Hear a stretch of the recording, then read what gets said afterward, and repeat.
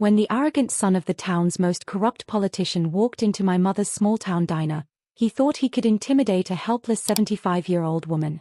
He laughed as he struck her, sending her to the floor, convinced his family's money and local influence made him untouchable. The diner went dead silent, no one dared to move. But he made one critical mistake: he had no idea who I was, or that the 6 men sitting quietly in civil clothing at the back table were under my command. I spent 12 years leading an elite military unit, and we don't tolerate cowards. His smug smile vanished the second my team locked the doors, standing between him and his escape. Stay with me until the end to see how our arrogant bully got an unforgettable lesson in authority. Drop a comment with the city you're watching from so I can see how far this story travels. My name is Captain Evelyn Vance. I'm 34 years old, and after 12 long months leading an elite Army Ranger squad overseas, all I wanted was a quiet morning, a hot cup of coffee, and my mother's home-cooked breakfast. I brought 6 of my finest squad members along for the ride, men who had faced down raw chaos in the dust and heat of foreign deployments, sitting quietly in civil clothes at the back booth of the Sunrise Diner. The diner was a warm, nostalgic haven in our small town, filled with the aroma of fresh coffee and bacon, run by my 75-year-old mother, Clara. She was a gentle soul who had given her entire life to serving this community with kindness. The peaceful atmosphere vanished the second the front door slammed open. In walked Vance Callahan, the 28-year-old son of our corrupt county commissioner. Vance strutted through the room like he owned every floorboard, his face twisted in a smug, permanent sneer.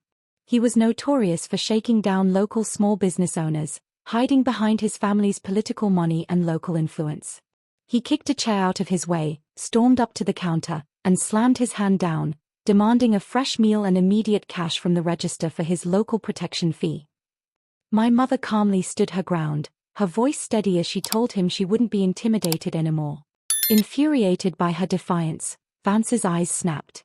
Without a second of hesitation, he raised his hand and violently slapped my 75-year-old mother across the face. The impact echoed through the diner like a gunshot, sending her crashing onto the hard tile floor. A collective gasp sucked the air right out of the room. The local patrons froze in absolute horror, terrified of the Callahan name and too frightened to intervene. Vance stood over my mother, laughing loudly as if he had just proven a point, utterly convinced he was untouchable. He had no idea who was sitting in the back booth. My heart rate didn't spike, my military training instantly kicked in. In high-stress tactical environments, panic is a luxury you can't afford. I rose smoothly from the booth, stepping toward the counter while maintaining absolute composure. My 6 team members didn't utter a word, but their eyes locked onto me, waiting for my command. I knelt beside my mother, gently lifting her from the cold floor and checking her for severe injuries. Her cheek was red and swollen, tears welling in her eyes, but she was conscious. "Stay right here, Mom," I whispered softly. "I've got this." Standing up to my full height, I turned to face Vance Callahan. He was still sneering, leaning against the counter with his arms crossed, completely oblivious to the shift in the room's energy. "What are you staring at, lady?" he spat, looking me up and down. "You want a piece of this too? You better tell your old lady to pay up, or my dad will have this place shut down by noon." I gave a subtle, half-second hand gesture to my squad behind him. Without a single sound, 6 battle-tested Army Rangers moved into position.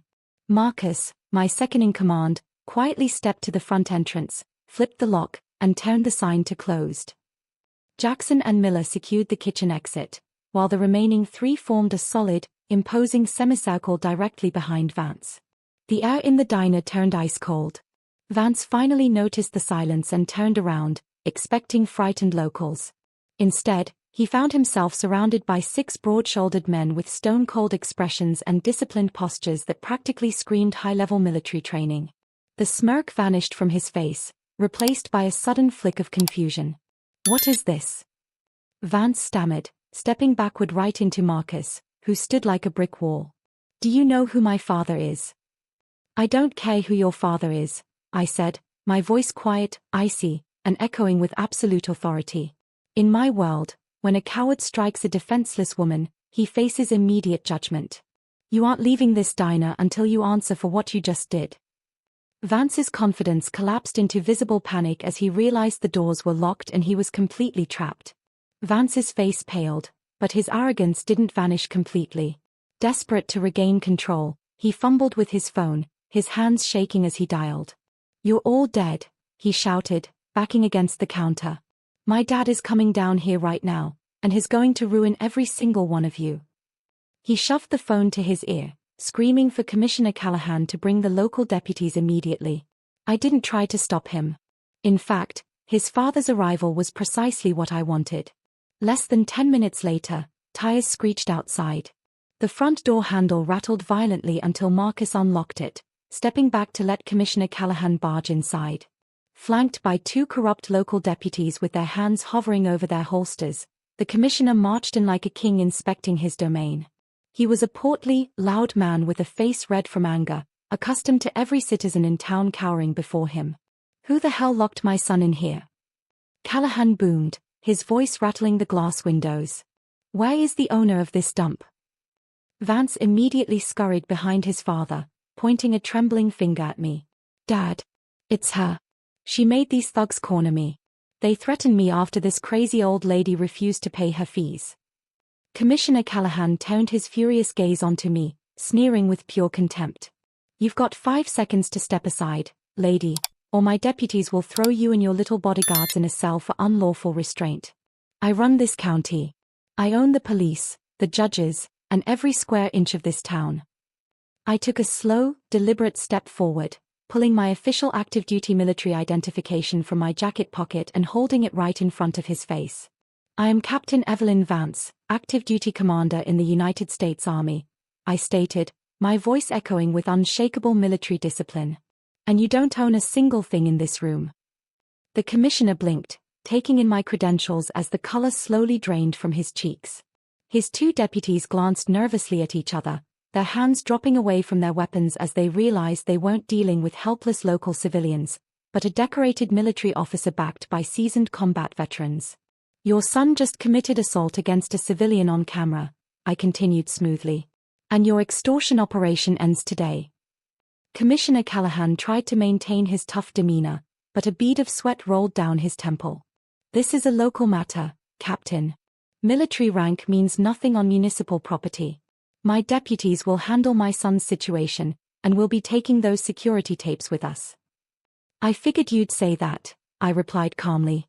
I reached into my inner jacket pocket and pulled out a heavy flash drive, holding it up between 2 fingers. 6 months ago, my mother mentioned the systematic extortion targeting small businesses in this county. While on deployment leave, I submitted a formal intelligence report to the State Police Bureau of Internal Affairs and the Department of Justice. Every illegal transfer, every coerced payment, and every threat your son delivered has been documented, encrypted, and backed up off-site. The commissioner's jaw dropped. The bravado completely melted from his face, leaving behind a terrified, defeated politician. Vance looked between his father and my squad, his chest heaving with mounting desperation as he realized his father's political armor was completely useless. Before Callahan could utter another word, red and blue lights flashed through the diner windows. 4 unmarked state police sedans pulled into the parking lot, accompanied by state trooper cruisers. Unaffiliated with the corrupt local sheriff's office, 8 state troopers filed through the front door, led by a senior investigator who greeted me with a crisp nod. "Captain Vance," the investigator said, turning his attention to the stunned commissioner. "We'll take it from here." The state troopers moved with swift precision. Within seconds, handcuffs clicked loudly around Vance Callahan's wrists as he was formally read his Miranda rights for assault and felony extortion. When the commissioner attempted to intervene, asserting his official authority, a second pair of handcuffs was secured around his wrists for obstruction of justice and conspiracy to commit extortion. The diner patrons, who had sat in terrified silence for years, suddenly broke into loud cheers. Vance hung his head in complete humiliation, sobbing as he was led out the door past my squad of rangers, who stood at ease with stoic, unyielding discipline. The reign of terror over our town was officially over. As the police cruisers drove away into the distance, taking Vance and his father with them, the tense atmosphere inside the diner evaporated completely. My squad unlocked the doors and helped reset the overturned chairs, making sure the space was calm and safe once again. Neighbors and longtime patrons came forward, offering warm hugs and endless gratitude to my mother, relieved that the shadow of local corruption had finally been lifted from our town. I sat with my mother at a corner booth, wrapping my hands around her cold fingers as she wiped away a stray tear. "I'm so proud of you, Evelyn," she murmured softly, her smile returning. "You didn't just protect me, you protected this whole community." Seeing her safe and seeing her dignity restored was worth more than any medal or promotion I had ever earned in my military career. Over the next few months, justice moved swiftly. Facing overwhelming evidence uncovered by state investigators, Vance Callahan was convicted of assault and felony extortion, serving a mandatory prison sentence. His father's political machine completely collapsed under federal scrutiny, leading to full asset seizures and multiple indictments for municipal fraud. The money stolen from local small business owners was systematically returned, allowing the Sunrise Diner and other beloved establishments to thrive without fear. Standing up for what is right isn't just about rank or authority, it's about having the courage to protect those who cannot protect themselves. My mother's diner is once again a warm, bustling haven where locals gather every morning in peace, and my team returned to duty knowing we had accomplished our most important mission right here at home. Thank you so much for following my story until the end. If you enjoyed this journey of justice and standing up against bullies, please hit that like button, subscribe to the channel, and comment the city you're watching from so I can see how far our message has reached. Don't forget to check out the recommended videos on your screen for more incredible stories.